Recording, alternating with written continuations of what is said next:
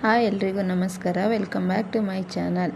ಇವತ್ತಿನ ವಿಡಿಯೋ ವಿಶೇಷ ಏನಪ್ಪ ಅಂದರೆ ಹುರುಳಿ ಮೊಳಕೆ ಕಾಳು ಸಾಂಬಾರು ಮಾಡಲು ಬೇಕಾಗಿರುವ ಪದಾರ್ಥಗಳು: ಈರುಳ್ಳಿ, ಟೊಮೊಟೊ, ಕೊತ್ತಂಬರಿ ಸೊಪ್ಪು, ಚಕ್ಕೆ, ಲವಂಗ, ಧನಿಯಾ ಪೌಡ್ರು, ಖಾರದ ಪುಡಿ, ಶುಂಠಿ, ಬೆಳ್ಳುಳ್ಳಿ, ತೆಂಗಿನಕಾಯಿ ತುರಿ.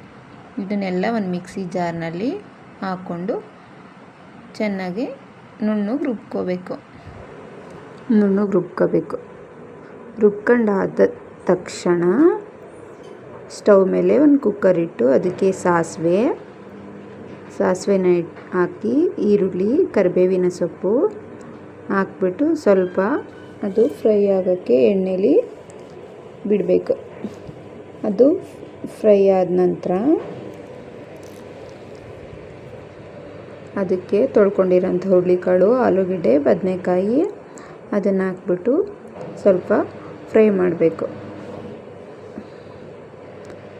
ಅದು ಫ್ರೈ ಆದ ನಂತರ ರುಬ್ಕೊಂಡಿರೋಂಥ ಮಸಾಲೆನೆಲ್ಲ ಅದರಲ್ಲಿ ಸೇರಿಸ್ಬಿಟ್ಟು ನಮಗೆ ಎಷ್ಟು ಕ್ವಾಂಟಿಟಿ ಬೇಕೋ ಅಷ್ಟು ಕ್ವಾಂಟಿಟಿ ಮಸಾಲೆನ ಹಾಕಿಬಿಟ್ಟು ಎಷ್ಟು ಕ್ವಾಂಟಿಟಿ ಬೇಕೋ ಅಷ್ಟನ್ನು ನೀರನ್ನು ಸೇರಿಸ್ಕೋಬೇಕು. ನೀರನ್ನು ಸೇರಿಸ್ಕೊಂಡು ನಮಗೆ ರುಚಿಗೆ ತಕ್ಕಷ್ಟು ಉಪ್ಪನ್ನು ಹಾಕೋಬೇಕು. ರುಚಿಗೆ ತಕ್ಕಷ್ಟು ಉಪ್ಪನ್ನು ಹಾಕಿ ಲಿಟ್ಟನ್ನು ಕ್ಲೋಸ್ ಮಾಡಿಸಿ ಒಂದು 3 ಅಥವಾ 4 ವಿಸಲ್ ಕೂಗಿಸ್ಕೊಂಡ್ರೆ ಹುರುಳಿ ಮೊಳಕೆ ಕಾಳು ಸಾಂಬಾರು ರೆಡಿಯಾಗಿರುತ್ತೆ. ಇವತ್ತಿನ ವಿಡಿಯೋ ಇದಾಗಿತ್ತು.